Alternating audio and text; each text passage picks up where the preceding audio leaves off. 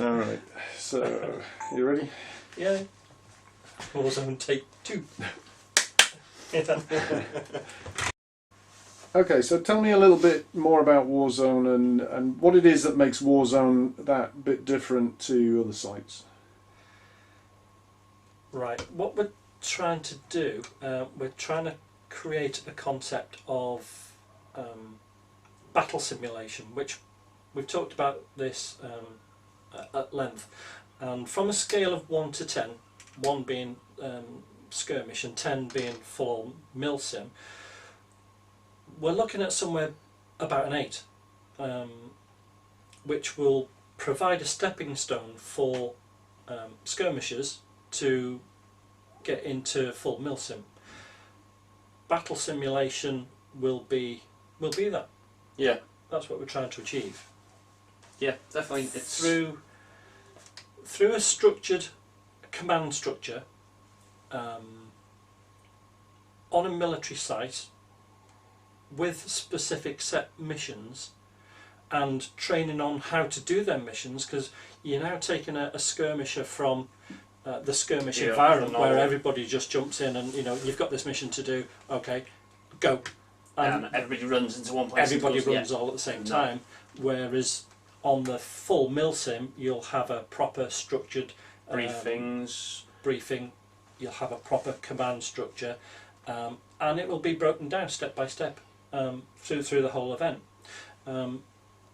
So from my past experience as well, being taken from that skirmish ideology straight into milsim, it's quite difficult for the player to grasp that. Yeah. Sometimes it puts them off. Yeah, some people just can't manage it. Some people don't want the transition. We're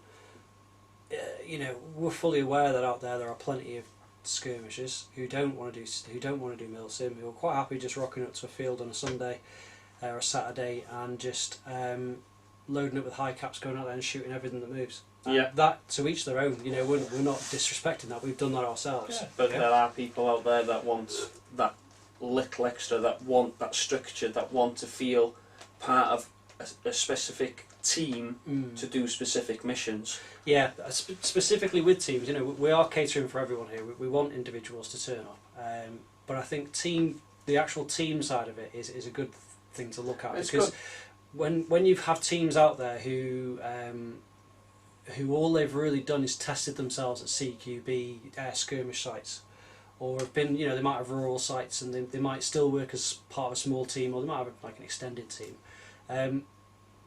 They don't really have structured missions, and what we found is that when you have a team who wants to really gel and really test themselves, properly test themselves, you can only do that in a milsim environment, because you are given a very specific objective, timescales, boundaries, and you find out more about each other. And you put them under pressure. Yeah, and that's where we are that stepping stone, because we've first-hand experienced it, where they've come from skirmishes from the level 1 to 2 to level lower end of scale. Yeah, going up towards the level 10, and they've literally crashed. Yeah, they've fractured apart because they've never been tested like that before. You get parts of the team that can't cope with it, that they've been put under pressure. The sleep deprivation, the stress and anxiety of certain parts of the events, and they've just crashed. Yeah. And then they've not gone out on the next op because they're too tired and can't cope with it. Yeah. So that's where we can highlight and where we can see where where you are going to be going. That's why we want to train you. I think in real terms we're all guilty of that as well. At some point. Yeah. Without doubt, yeah. But it's being able to know yourself when that's sort of happening. It's providing people with an environment to test themselves. Yeah. Yes. To test themselves, to test their teams, and to give them the opportunity to develop and learn new skills, reinforce friendships, reinforce bonds, bonds between people. To meet up with like-minded individuals and make friends, firm friends. To learn more from each other. The list could go on, but I think, as you rightly said, that what we're trying to achieve here is to get sort of a level 8 on a scale of 1 to 10. give a lot of people a culture shock. It's still a big ask for people who've never done this before. It's still hard work, but then give them that opportunity to test themselves. Well, okay, I'll take out my own experience again. My first ever airsoft event was a milsim event, and it was a 36-hour event where I rocked up to Denbigh in North Wales. I hadn't had a clue what airsoft was. I felt so isolated, didn't know anybody. Straight into the deep straight end. in there, and then Dave pretty much seen me just standing there, pulled me to one side, and says, "Oh, nice to meet you. Like you to meet these certain people, and you'll learn, and then you'll also get new friends, and you'll learn new tricks and new things to do with airsoft." And like me, I learned the hard way, but I enjoyed it. Yeah, I mean it's the same with all of us. I mean, at every event that I go to, whether it's our own or whether it's run by other individuals, there's always a period afterwards where I think probably shouldn't have done that. Or if I've just been hit or whatever, you'll get some people who throw their teddy out the pram immediately instead of actually being critical about it and say, well, why was I hit? What could I have done better? Have I been stupid? And you don't get that so much at the lower end of the scale, but at the higher end of the scale, the frustration is but it allows you to properly review your own actions. Because skirmish is so fast paced that by the time you've been hit, you just go back to respawn and move straight on again. Yeah. And you continuously doing the same thing and over again, and it does build up muscle memory, and you do get very good at it. I know full well you get very good at it, but those skills don't necessarily they don't move across into like a milsim environment. I couldn't think of the word. Transcend, is it? Yeah.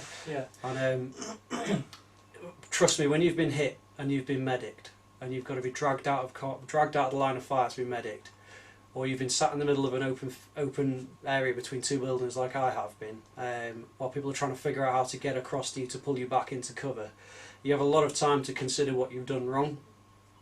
Yeah, and it's a fair. That's what Warzone brings to it, isn't it? Yeah. That's what Warzone. Not like your typical weekend skirmish where you stick a red flag on your head and you shout hit. In Warzone, you hit, you go down, you hit to the deck, and you start screaming.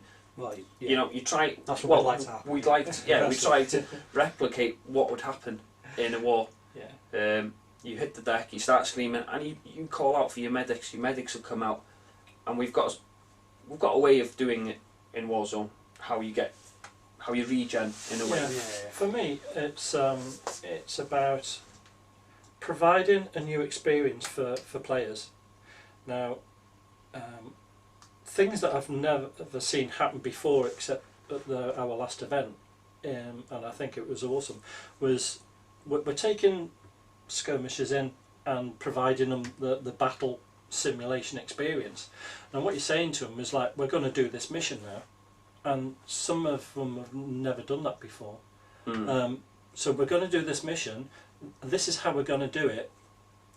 This is our objective, and we're going to train you to do this specific mission. We'll do some run-throughs, make sure they're happy with it, go over and over again until it becomes parrot fashion, and then do the mission and hopefully successfully complete it.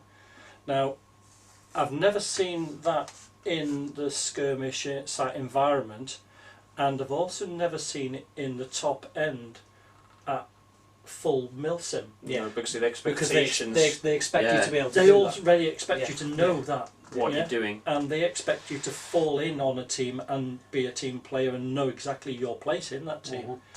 So we're providing, I think, that stepping stone right in the top end of our scale of 1 to 10 is taking the player, giving them something different, providing them with a specific training on how to do the specific missions, and let them learn and build from that. Yeah. Because it's I've never seen it, like you said, not once have I seen where... Not in my whole 13, 14 years of skirmishing. Airsofting. Yeah. Apart from Alpha 55 and Atrium, of course. Yeah.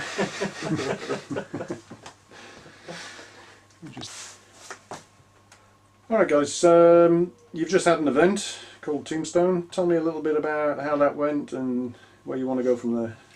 Tombstone was our first event, and it was held at Cope Hill Down. It was, in my eyes, Challenging. Yeah, very challenging. The concept of Tombstone was that we were back in Kosovo, 1999, was it? Yeah, that area of time anyway.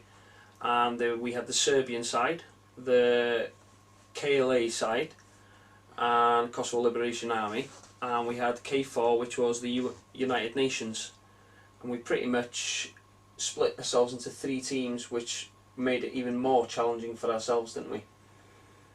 Yeah. It was on. It's all in the history books, and that's where we've taken a snippet from the history book and put it into our own thing. Yeah, we're trying to find something different. Yeah, instead of everyone's going for this modern war, as we are talking now, and we're not treading on that. We want to bring battle war, don't we? What's happened, and we can make it into what we want to make it. Okay. Yeah. You zoned out. No, not at all. I'm just trying to think of what to add really. So yeah, it's based on the Kosovo War 1999. We all know what happened. If you don't, go look on Google. It's all there. But what we don't want to do is follow the war through. Not step by step. Not step by step. So the idea is that in Tombstone, the village that we were fighting over was Leshtaz, which is a fictional village. We checked. We didn't want to fall into that trap. No. It's a fictional village that we've made up, and like Mark said, we've got the K4, the KLA, and the Serbian side, SAF. So we're not going to go through the whole just timescale, of what happened, but it was clear that the way that we split it down to the 3 forces, it worked. Yeah. But on the next one that we're gonna go into, we're gonna drop it down to 2 forces. Yeah, because generally it was it was a Kosovo village that the Serbians come in to kick the Kosovos out, and the UN came to try and bring peace in between, but ended up getting caught in the battle. Yeah, that's what happened. And in the next one, we are pretty much just going to have 2 forces, which will be the Serbian side and the Kosovo side of it, where the UN aren't going to be involved. Yeah. But from Tombstone, which was a very challenging, great weekend. I think we learnt a lot. We learned, We learnt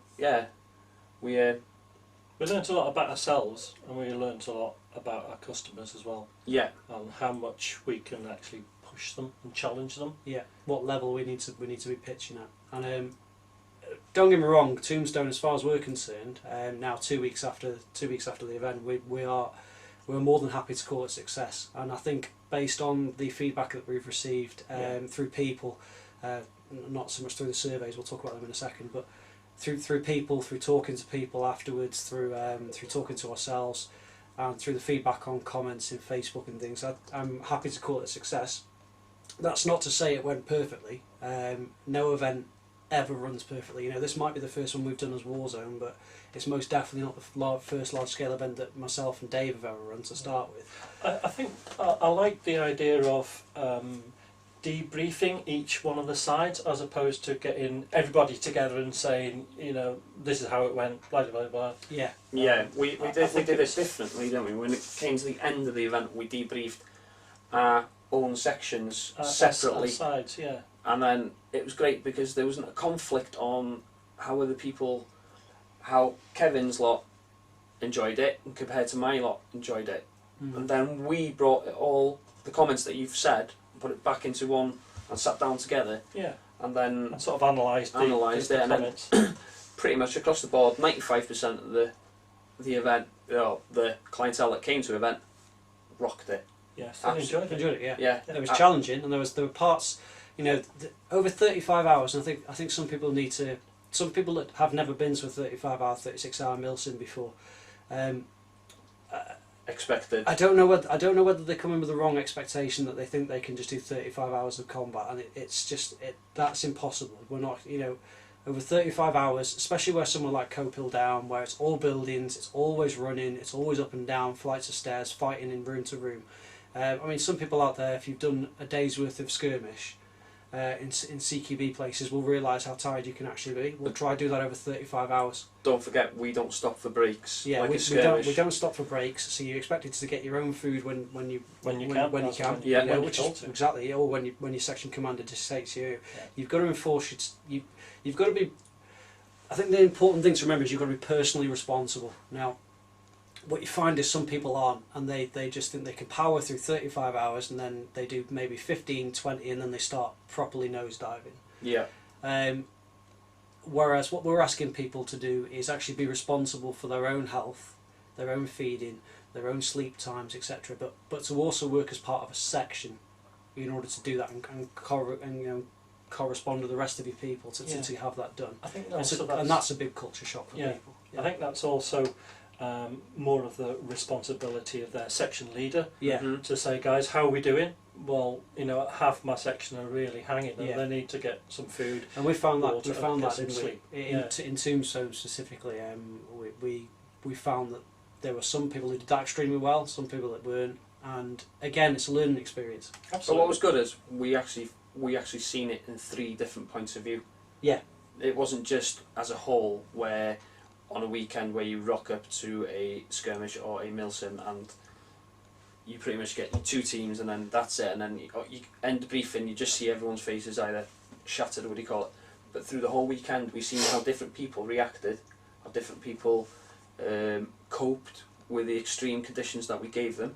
How we reacted. Or how we reacted. As well, yeah. You know what I mean? It's Tombstone was a great event in my eyes, absolutely spot on. The weather. I think we hit it right, hit the nail on the head.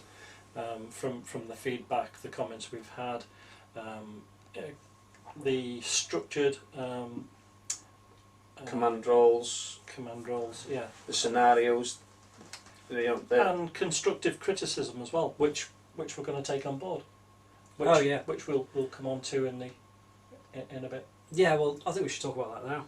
Okay. Yeah, because there's not much else I can add to Tombstone other than what it was our first Warzone event. We've drawn the line in the sand now, and it's basically we've said to people, by doing this event, this is what we want to try and achieve. Yes, we didn't get it 100%. We know that we didn't get it 100%. We never expected to get it 100%. And I don't think we ever can get to that 100%, but we'll strive for it. Oh yeah, that's our goal. Yeah, that's without a doubt is our goal to put on the world's greatest event. For that aspect of it. Well, and it's a lofty goal. Do you want to mention what we did? A few of the things that happened, like the footage, like we had. Yeah, we've had big. Our beginning. One of the scenarios was we had a main road, which is tactically is called the MSR, main supply route. And we had a convoy come down where one team, the SAF, pretty much stopped the convoy, but at the same time it was filmed through thermal imaging. Now, it's not a normal skirmish thing that you find that you're getting filmed by thermal imaging. That went to a success. From my point of view, overlooking what was going on, it was just completely black. Yeah, you couldn't see a thing until we got the image up on camera. It's like, wow, it just opened up a whole new perspective. And go. Yeah, another mission we had was the fact that we did door breaching, which we pretty much trained a few of the lads on how to breach through into a compound.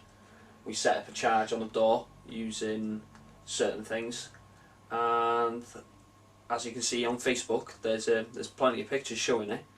That went really well. That went and they thoroughly enjoyed it. I think from the feedback from that, just the half an hour training that John and myself did with them was to take them through a mission. This is the mission. This is what we're going to do. This is how we're going to do it, and run that 3 or 4 times until they're happy with it, and to put that into practice. Yeah. And it was a Yeah, success for when them. they were on the ground. And it to was- get back, and when we did the debrief, it's like, wow, that was really awesome, man. And they were really Yeah. hyped. It was. We did. It could have gone wrong, but Oh yeah, could have gone wrong. We did a couple of simulated parachute jumps, didn't we? Which again, feedback again, was awesome. we learned from that one. The first one didn't necessarily go according to plan, but we learned from it, and the second one was fine. But again, we learn. You know, you live and learn. Yeah. No matter how much we plan these things down to the finite detail, and trust me, we did, and we have done over a long period of time before the event.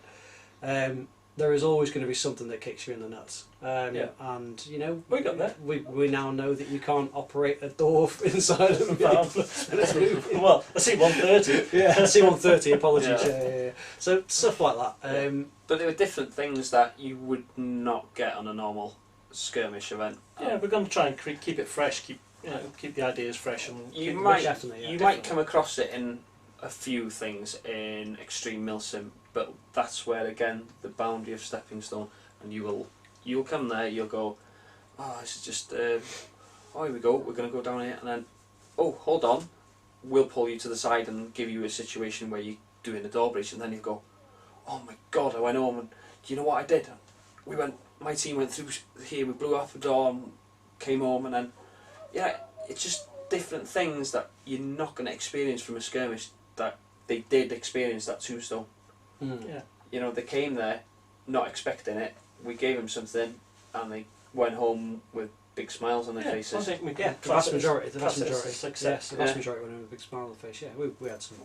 We need to address from quite a few of the comments the fact that we put in systems in place for drivers to take some time out and get some structured rest Yes, away from the battle. Yeah. And I know we'd planned for that, but it didn't quite it work out. didn't work out that way. No. I'm not quite sure why it didn't work out, but that's something that we're really going to address It'll be on the next one in it's Sledgehammer. pretty much in red. That is a key safety feature that we are definitely putting in for the next one. So yeah, Sledgehammer. so we've got so we've received feedback from our Facebook. We've received feedback from emails, through talking to people, chatting with people. We've all had conversations with people afterwards to speak about these things. The other thing that we've now just done, as of not last night, the night before, Thursday, wasn't it? Yeah, Thursday. Sent out the You sent out the surveys. haven't you? Surveys. So we left it. We left it for 2 weeks after the event, because we want everyone to just have a bit of time to to process what they've gone through, to give them a bit of time to think Consolidate about things, the to consolidate the thoughts. Yeah. There's no point in us sending it out the day after because people are just going to be firing off the hip or whatever. We would as well. So we've left it for 2 weeks for these Survey Monkeys surveys to come out via email, and we've had a good response so far.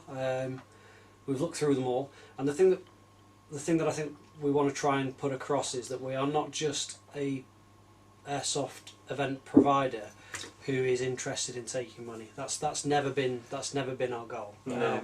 What we're interested in is trying to provide an experience that isn't provided by anyone else in the UK that I'm aware of. Yeah. Anyway, at our level, and it's like sort of 8 out of 10. And in order to do that, to keep renewing how we do things, to learn from our mistakes, and to reinforce things that we're doing right, we need this feedback. absolutely it is. And it's critical. Yeah, and we do take it extremely seriously, because the stuff that we've got back already that has gone into already changing how we're going to look at the next one. Yeah, we've already amended a few things, and like we've got, if you've had a look on the website, we've got our SOPs. Yeah, SOPs, yeah. Sorry, I'm getting my team mixed up with a. But yeah, we've got the SOPs, and they're only being amended because of your constructive criticism, and things that we've learned that need amending and changing and improving for your benefit. You know, we're not here, like Kevin was saying, to just take your money. We're here to give you an experience that you, like I was saying, What they can learn from. yeah, you're going to learn from, and you're going to go home rocking and going thinking, wow, we did that. Yeah. We might not always get it right, but You're not going to please everybody. No. You know, if we were going to if we were going to please everybody, we'd be in government. Yeah, because that's how that works. Yeah, exactly. or displease everybody. Or displease everyone, we'll be in government. Yeah. Yeah. So it's Yeah, I mean the feedback's really important. Those people who give us feedback which directly affects the way that we look at our SOPs, or we're looking at rewarding how that's done yet we don't know. And the other thing that we were always key on, and we are still and will always be in our events, is the investing in the player or the participant. So at the end of this one, we all chose an individual on our sides who we thought was the best individual on our sides. Yeah. And then there was one other individual that popped up out of all three of our net when we were all doing the debrief. The three of us both mentioned this individual, and we felt that even though we weren't going to give like a man of the match, yeah, kind of most valuable player or whatever, Yeah. whatever, I think this person generally did deserve it, and so we handed out one of them as well. And all those individuals got free tickets to an event that they choose in the future. It's the least we can do. For people who are properly putting in. Yeah, I think it's a good idea to give back. Yeah. But highlighting on the SOPs, we highly recommend that you read through them carefully. Not recommend. We want you. We sorry. ask you to do read. so. Yeah. I think. Take 4. So you're looking forward to Sledgehammer. Tell me a little bit about that and what you've got planned. That's yours, Kev. Sledgehammer. Why is it mine? I don't know, it started the other one. Does anybody know? Sledgehammer basically is the next step for us. It's a natural progression from learning from Tombstone, implementing changes that we'll think will work better. Yeah. It's still going to be 30, 34, 35 hour long. It's still going to be challenging. That's our ultimate aim, is to challenge the player, give them something new, give them something different, something to get their teeth into. Still on the same storyline of Still on the same storyline. Yeah. down to 2 teams instead of 3. Forces, yeah. Down to 2 forces, yeah. Yeah. So the SAF versus the KLA. KLA. UN have got nothing to do with this one. So it's going to be... It's because they were pussies and didn't want to get involved. Yeah, Don't Kev. start. Yeah, Kev. So it's going to be... don't rile me up, because I'm going to start getting angry, aren't I? So yes, going back to Sledgehammer. So it's force on force, SAF versus KLA. It's going to be based at Sennybridge, Yeah. South Wales. One of the other sort of counterpoint to Cope Hill Down. Sennybridge is smaller. One of the things that we got off some of the feedback that we got off Tombstone was that Cope Hill, for the amount of players that we had on site, is too large, and I agree with that. It was our first event, and we didn't have as many people on the ground as we'd hoped, but that's beside the point. So with Sennybridge, it's a smaller area. Brings its own challenge in. It's bringing its own challenge. Yeah, it's got a lot of grassy. It's got some forested areas around it as well, isn't it? Yeah. And it's we're hopefully going to have a hell of a lot more people on site. And when we're looking at numbers, we're hoping to have at least 150 to possibly up to 200. That would be our ideal number for that. We don't want to exceed a set number. No. Because at the end of the day, it's going to be too much for yourself as a player, it'll be a target-free environment, and it won't feel like it's a battle simulation. Yeah, you have to look at the numbers as opposed to the amount of buildings you got to play in. Yeah. Because at any one time you don't want 10 players hung up in one building because they've got no other buildings to go to. Well, that's it, isn't it? And it's the idea. It's finding that happy balance. Yeah, one of the things that we're really keen on is providing the movement aspect of it, because I've lost count of the events that I've been to in places like Cope Hill Down or in other Fibua villages or environments where you are so bogged down for enemy that every building seems to have 10 guys in it, like you said. And it's impossible to move, and there's no dynamics in the event at all. It's just what you're trying to achieve is to get people to move, but actually what actually happens is that you wind up sitting in a building just basically trading fire for the entire of the event. Yeah. And there's no movement, because the moment you step outside your building, you're dead. That's where the SOPs come in, quite important. The medic rules. We'd like people to read the SOP document from start to finish, because our rules are not always the same as either a skirmish site or a full milsim site. No. We've sort of adapted some of our rules to suit our gameplay. Yeah. And if they're not familiar with them rules, it causes conflict because they haven't read them and didn't fully understand them. Or if you don't understand them, get in touch with us. Yeah. And just ask or just Ask send us, us an email. you know what I mean? But I think you must read that SOP document. Don't just scan through it. We also give them the players a handout with basic rule instructions on there. But yeah, please read that. And from a strategic point of view, if they adapt and use the medic rules as we've set them out, that wouldn't happen. You wouldn't get players bogged down in one building because they're losing players. Obviously they get hit, then Restricted ammo. they're losing their resources through their medic IVs. Then they're going to have to say, look guys, we've got no more IVs left, we're going to have to bug out. Yeah. What we don't want is people to just go firm in buildings And get static. No. because it bogs down and it just turns into a plink fest, the best way to describe it. People Yeah. are just shooting at each other through windows and it turns into a sniper's haven basically.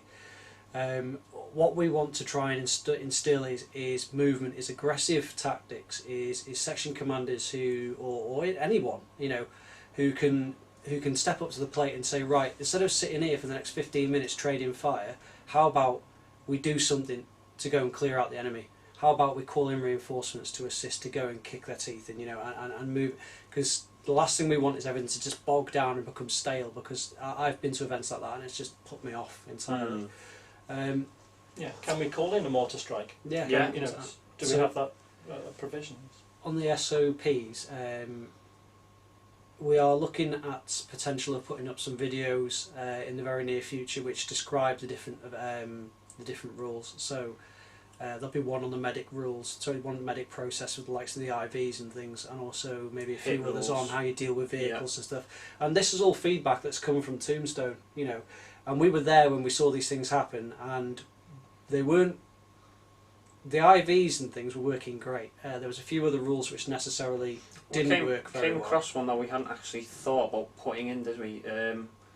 With the grenade launcher. Tag rounds. Yeah, tag rounds. So we didn't know. I've never seen one before, and I want one now because they're awesome. But but it's. I've never seen one before in Airsoft. Have any of you guys ever seen Yeah, one before? I Have came you seen across one. Yeah. Yeah, but it wasn't something that we planned for. So how do you deal with it? You know, and so things like that we're going to get put into the SOPs, and we're going to probably do videos on to make sure people understand what to do with these things. And the feedback from the safety video that you did, Yeah. come back fantastic. Mm. Yeah, and that's something new as well. And what we're going to probably do with that is bang that up on our YouTube channel and let people watch it before they even tend. Yeah. You know, so people can. We're trying to, going back onto this point about putting back into play. You know, we're trying to give you as much information prior to the event as possible. So it cuts down on our burden from the administration side of things. Everyone doesn't have to sit through a 45-minute safety brief, which is just It the cuts same down on thing their over time and as over well. again. It's Yeah. less confusion when you get Yeah. there. Everyone will rock up knowing exactly what they're doing. That's why we've done it. That's why it's different. It's not like your everyday skirmish, and it's not like your military simulation extreme, where in that aspect you are expected to pretty much know what you're doing before. And in the skirmish, you pretty much, all you know is that you're going to go there, I'm going to shoot against him, and he's going to shoot against me. Yeah. Tag you This back in. is where it's important that we will teach you things that you need to learn for our event. Yeah. And things that they've never done before. Yeah. Yeah. And it was the problems that we had are to be expected, because that's the first time that I'm aware of in the UK that things like the IVs process being brought in. Mm. So this is a brand new thing, you know. I don't know of any other provider in the UK that uses an IV process. You know, you've got to drink your bottle and stuff. So that's a breakdown is to be expected because it's the first time, and that's only going to get better the more times we run. I had lads, they were absolutely loving it because they were thinking, got shot. Next thing, I got to drink an IV. It wasn't just that they were drinking IV to get back in the game; they were getting hydrated. Yeah.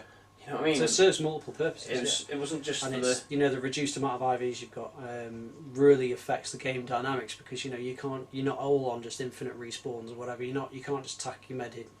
If you've only got 4 IV bottles for your entire section, then you're going to start having to prioritise who you like the most. To make some interesting, isn't it? No, I don't like you as much as him. Yeah, you can have that one.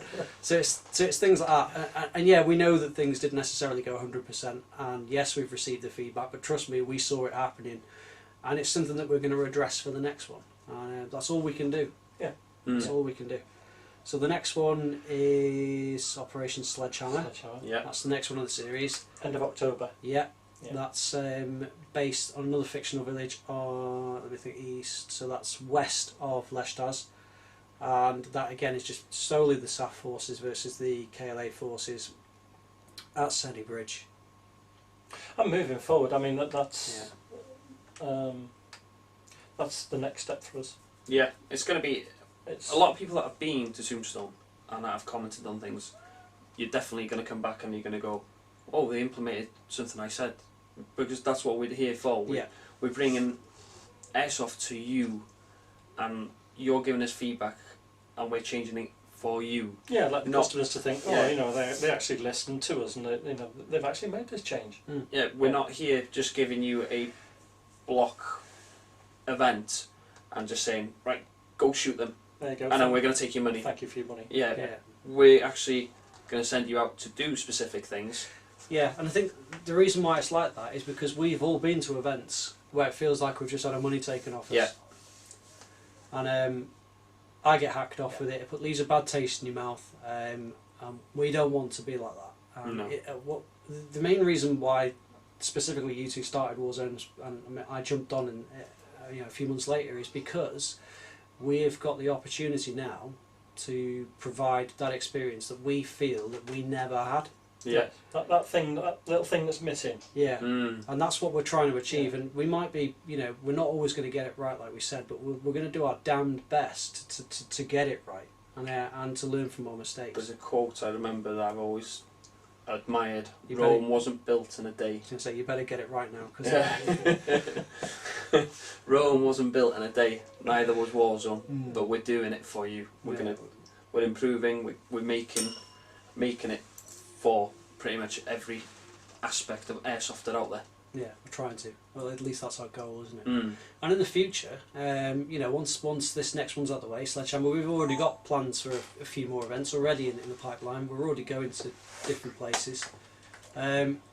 So what we're going to try and look at doing is potentially moving outside of CQB environment, putting it into a rural environment. 'Cause the idea is the flow of the battle in Kosovo, the flow of the war in Kosovo. It wasn't all fought in CQB towns. cities. So Yeah. what we're trying to do here is get our processes right in a controlled environment, doing like Sledgehammer, doing like Tombstone in CQB, Fibua villages, and then potentially in the future moving out to rural events, larger area operational areas, forests and things, and pushing it out for there. So we're trying to sort of dip our toes in all sort of area operations, aren't Just to we? keep it fresh. Yeah. Yeah, keep it fresh. Yeah, Keep definitely. it different. Yeah. Keep the players engaged. Yes. Give them something new. Yes. Yeah. But the feedback is vital, Yeah. Absolutely. Yeah. and that's the only way we're going to improve Let's these have events. feedback, guys. Even if it's constructive criticism, we'll take it on board and implement it. Yep.